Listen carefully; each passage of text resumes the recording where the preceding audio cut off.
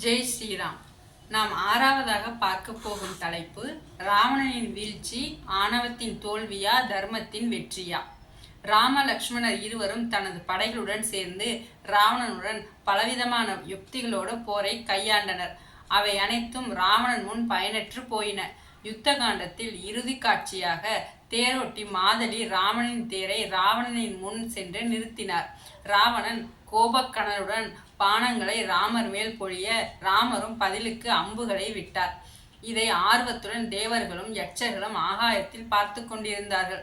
ராமரின் பானங்கள் ராவணனின் தலையை துண்டித்தாலும் தலை மீண்டும் மீண்டும் முளைத்து கொண்டே இருந்தது. இதை கண்ட ராமர் கவலை கொண்டார். நம்முடைய பானங்கள் இதுவரைக்கும் வீணானதில்லை. மாரீசன், கவந்தன் போன்றோரை எளிதாக வென்றேன். ஆனால் இந்த ராவணனின் விஷயத்தில் அது பயன்படவில்லையே என்று கவலை கொண்டு இனிமேல் போரில் கவனத்துடன் செயல்பட வேண்டும் என்று திட்டமிட்டு கொண்டு பானங்களை விட ஆரம்பித்தார். இதை கவனித்துக் கொண்டிருந்த தேர்வாகன் மாதலி ராமரிடம், அண்ணலே, ராவணன் விடும் அம்புகளுக்கு ஏற்பவே தாங்களும் கணை தொடுக்கிறீர்கள். ஆனால் அவைகள் எல்லாம் பயனற்று போகிறது. தங்களிடம் பிரம்மாஸ்திரம் இருப்பதை மறந்துவிட்டீர்கள். அதை அவன் மேல் செலுத்துங்கள். அவன் அழிவிற்குரிய காலம் வந்துவிட்டது என்று நினைவுபடுத்தினார். தண்டகாரண்யத்தில் ராமர் வசித்து வரும் பொழுது அகஸ்திய முனிவர் இந்த அஸ்திரத்தை கொடுத்தது நினைவிற்கு வந்தது. உடனே தாமதம் செய்யாமல் பிரம்மாஸ்திரத்தை எடுத்து தன்னுடைய கோதண்டத்தில் வளைத்து ராவணனை குறிவைத்து ஏவினார் ஸ்ரீராமர். அந்த அஸ்திரத்தை கண்டு உலகமே நடுங்கியது. ராவணனை நோக்கி விரைந்து சென்று வஜ்ரம் போன்ற அவனுடைய மார்பை பிளந்து அவனுடைய உயிரை வாங்கியது. ராவணன் உயிர் நீத்தான். ராமன் எய்த பானம் வெள்ளை எருக்கம்பூவை சூடும் சிவனின் கைலை மலையை பெயர்த்தெடுத்த ராவணன் உடல் முழுதும் எல்லிருக்கும் அளவு கூட விடாமல் சீதையின் மேல் அவன் கொண்ட காதல் இன்னும் இருக்கிறதா என்று தேடிவிட்டு வெளிவந்ததாம். இதை கம்பர் வெள் எருக்கன் சடைமுடியான் வெற்பெடுத்த திருமேனி மேலும் கீழும் எல் இருக்கும் இடமின்றி உயிரிருக்கும் இடம் நாடி இழைத்தவாறோ கல்லிருக்கும் மலர்கூந்தல் ஜானகியை மனச்சிறையில் கறந்த காதல் உள்ளிருக்கும் என கருதி உடல் முழுதும் தடவியதோ ஒருவன் வாலி என்று வர்ணிக்கிறார். ராவணனின் உயிரை மாய்த்த அஸ்திரம் கடலில் சென்று மூழ்கி தன்னை தூய்மைப்படுத்தி கொண்டு பழையபடி ராமனுடைய அம்பரையில் வந்து புகுந்து கொண்டது. பிரம்மாஸ்திரம் ஊடுருவிய உடன் ராவணனின் வில்லம்புகள் கீழே விழுந்து தேரிலிருந்து உருண்டு கீழே விழுந்து இறந்து போனான் ராவணன். இறந்தான் என்பதை அறிந்தவுடன் அரக்க வீரர்கள் பயம் கொண்டு மூளைக்கு மூளை ஓடினர். ராவணன் இறந்து போன மகிழ்ச்சியான செய்தியை அறிந்த தேவர்கள் பூரித்து போனார்கள். ராமரை போற்றி புகழ்ந்து பாராட்டினார்கள். பின்னர் சுக்ரீவன், அங்கதன், நீலன் போன்ற வானர வீரர்கள் ராமரை சூழ்ந்து கொண்டனர். அவர்கள் அனைவராலும் சூழப்பட்ட ராமர் தேவேந்திரன் போல் காட்சியளித்தார். துயரம் எல்லாம் உதிர்ந்து திசையெங்கும் அதிர்ந்து போர்க்களத்தில் தீயாகி தாயின் மடியில் பூவாகி ஆண்டவனே ஆணையிட்டாலும் தந்தை சொல்லை மீறாதவராய் மிளிர்ந்து நின்றார் ஸ்ரீராமர். வானர வீரர்களின் ஆரவார ஒளி கடல் ஒளியை விட அதிகமாக கேட்டுக்கொண்டிருந்தது. விபீஷ்ணர் தன் அண்ணன் இறந்ததைக் கண்டு கலங்கியது அனைவருக்கும் கண்ணீரை வரவழைத்தது. ஆணவத்தால் மதி இழந்து ஆலோசனை சொன்னவர்களால் சூழப்பட்டு நான் சொன்னதை நீ புறக்கணித்தாய். என்ன விளையும் என்று நான் சொன்னேனோ அதுவே இன்று நடந்துவிட்டது. செய்த பெரும் தவறுகளின் பயனை அடைந்து விட்டாய்.